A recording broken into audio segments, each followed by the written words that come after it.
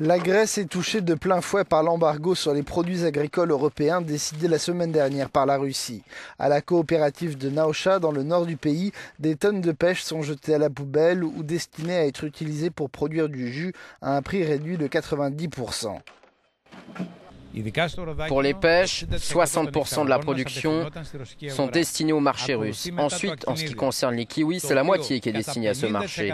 Pour les fraises, c'est 90%. Vous comprenez que le marché russe est notre débouché numéro 1. Nous y avons beaucoup investi ces dernières années.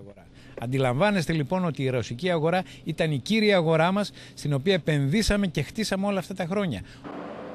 Pour l'heure, les coopératives sont contraintes à conserver les fruits dans des chambres froides. L'Europe offre des prix bien bas et la compétition avec les autres régions du monde est féroce.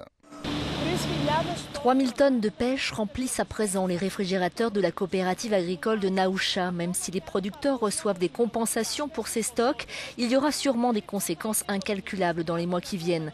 Les agriculteurs grecs considèrent qu'ils sont les victimes innocentes de la guerre économique entre Bruxelles et Moscou.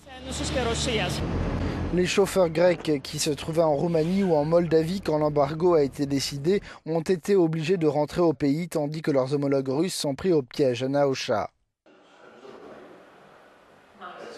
Je devais charger le camion ici en Grèce. Je suis arrivé, mais on m'a dit qu'il y a une nouvelle loi, qu'aucun produit grec ne peut être livré. Donc je suis revenu au parking et ça fait une semaine que je suis là, sans savoir combien de temps j'aurai encore à attendre.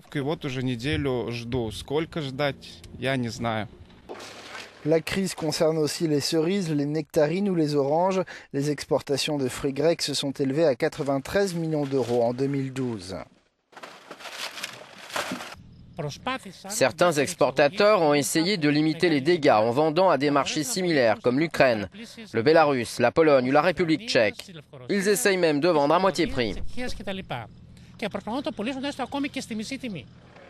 Les cultivateurs espagnols, italiens et français subissent eux aussi les effets ravageurs de l'embargo et attendent de recevoir des compensations de la Commission européenne.